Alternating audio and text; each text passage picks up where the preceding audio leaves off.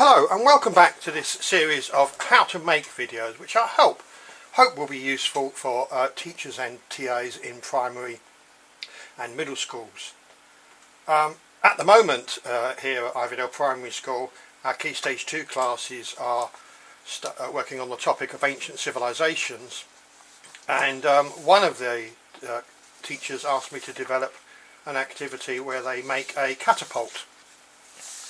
And there's another video in this series showing how, the design that we used. The lessons were very successful. The design I came up with a lot of help from Google Images uses two powerful elastic bands which are stretched to operate the throwing arm. Perhaps I could take this opportunity to show you a few more refinements.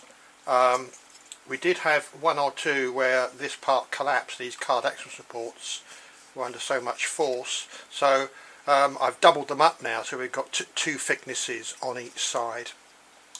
Also added an ammunition holder, so we've got all our ammunition stored here, and gave some thought to a trigger.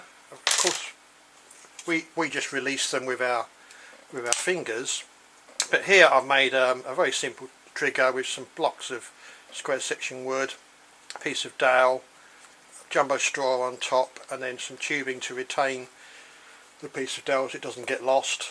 The arm is brought down past that piece of wood there. You just move that in the way, so that's now armed, and you fire it by just pulling the trigger away. Perhaps I'm getting a bit carried away there, but there's an idea for a trigger should you have time. But this idea of stretching rubber bands isn't really prototypical. Real siege engines, I believe that the one we're going to make today is called a Mangonel. They twisted the rubber band. So I've given some thought about how to make a catapult that uses a twisted band. I used the same frame as for the Catapult Mark 1, two pieces 28 centimetres long,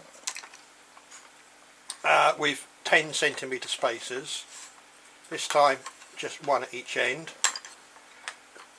and put the 10 centimetre spacers inside the wood. That's important because the rubber bands are going to go over the frame. I'm going to use 3 or possibly even 4, and they're trying to rip it to pieces basically, and if you put the wood on the outside then it's probably going to fail. So make sure you put the wood inside the frame. I don't know if you can see that. So once again we're going to use a glue gun. We could use PVA glue, but it's much faster to use a glue gun.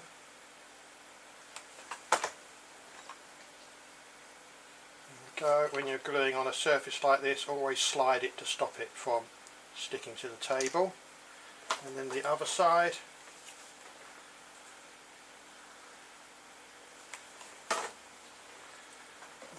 there, you've got about 5 seconds from when the glue leaves the glue gun to get the two things that you're sticking stuck together. And then we're going to reinforce these corners with card triangles. It's thin card. Triangular is a very strong shape. All these materials are available from my technology shop. There's the web address there, or of course you can make your own. I think it's probably safer to put the glue on the wood. Keep your fingers away from the hot glue. So there's one.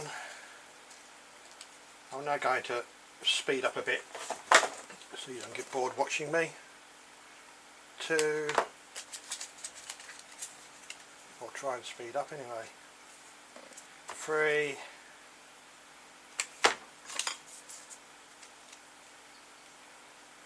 and 4.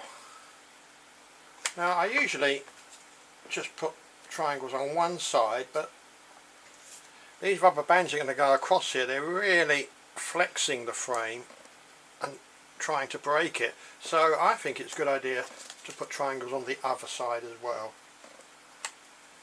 This method of strengthening square section wood structures with card triangles is a very useful technique. I use it a lot when I'm building structures like towers, skyscrapers, bridges.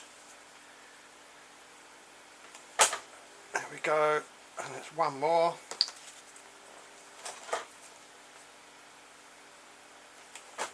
And there we are. So that's a really strong frame. Okay, we're now going to slip the rubber bands over. It's important to do this make in the right sequence for reasons that I'll explain in a minute. Now, how many rubber bands you put in is up to you, how powerful you're going to make it. That's already beginning to flex that inwards. I think I'm going to use 4. I wouldn't recommend more than 4. Of course, it depends on what rubber band you're using. These are number 63, the elastic bands. So can you see that I've slipped all the rubber bands over there. Now the throwing arm is another piece of square section wood. How long is it? It's about 25 centimeters long. It's important that it's small enough to fit inside the frame, because we're actually going to wind up the catapult now. It's important that you work out which way it's going to go. I'm winding it the wrong way there. I want it to be powered in that direction. Have you got that? So you've got to work out which way you go through the rubber bands and which way you start turning it. Then slide it a little bit so that you can start to twist it, then pull it through until you can twist it some more, and again keep sliding it through. Quite tricky, but I think year 5 and 6 pupils should be able to do this. It's getting really tight now. I think, am I going to risk another turn? Oh, let's go for it. Let's make a really powerful catapult. So let's wind it up once more, pull it through a bit more. Can you see how I was doing that? So now, can you see I've got a really powerful action there. So that we can carry on working on our carousel, just push it through a bit more so that it locks off on the frame there. So did you get that? So there's our elastic bands all set up ready to operate, but because we've got a bit more work to do, I've just pushed it through a bit more temporarily, just so that it locks off on the edge of the frame. Okay, we're now going to build an upright section here, similar to the one that we made with the Catapult Mark 1, except that this time I think I want the uprights to be a little shorter. These are 8 centimeters long. We can use them as markers for marking the position, so I think around about 8 centimeters in from the end, or perhaps 9. Yeah, 9 centimeters in from the end. Mark off the wood, and then we're going to glue these 2 on there. And it goes there, and that one there. And then we have another 10 centimeter spacer. Probably would have been easier to have made that beforehand, never mind. I think I can just about bend it out to get it to fit. And there we go, and you've got a few seconds with this glue just to slide it into position. So can you see that? It's a bit crooked actually, but as long as it's strong. Okay, and then we're going to reinforce all these corners with card triangles. So 1 there. I don't know if you're getting this. There we are. You see that, and then another one on the other side. Definitely should have made that upright assembly first, complete, and then glued the whole assembly on. Never mind. And now for these side pieces here, which are very important because it's taking a lot of force, we're going to glue some triangles here. I'm just going to move that rubber band out a little bit. There we go, there's just room for that to fit in. Can you see how that fits in? So think about where the glue is going to go. This time the glue is going to go down the middle, and along the bottom.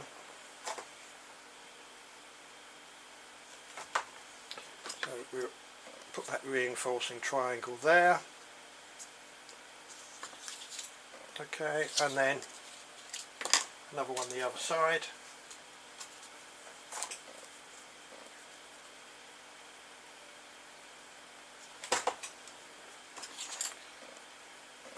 Rubber band is just a little bit in the way. There we are.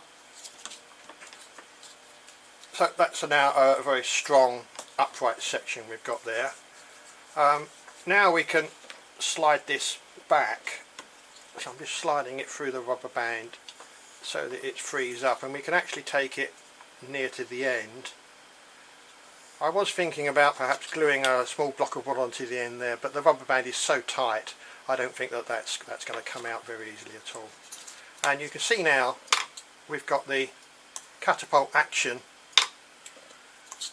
and it's hitting the reinforced upright there. I think that's going to be strong enough. If you wanted to, you could cut a piece with mitre joints and glue perhaps a strengthening piece in there. I think I'm going to do that.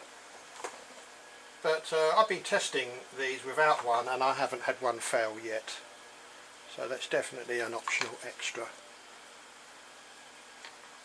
So there's the extra added strengthening piece glued in there. Well, we're almost there. We've got a slight problem that because that is sticking out beyond the base, we need to raise the base up a bit to give room for that action. We could build perhaps some feet here using blocks of wood, but why not take the opportunity to add some wheels to your catapult. So I'm going to use these axle supports again and glue them onto each corner. Let's try and get them parallel. 1, 2. These are available from my shop, or you can make your own if you've got a hole punch. Okay, and then the same at the back.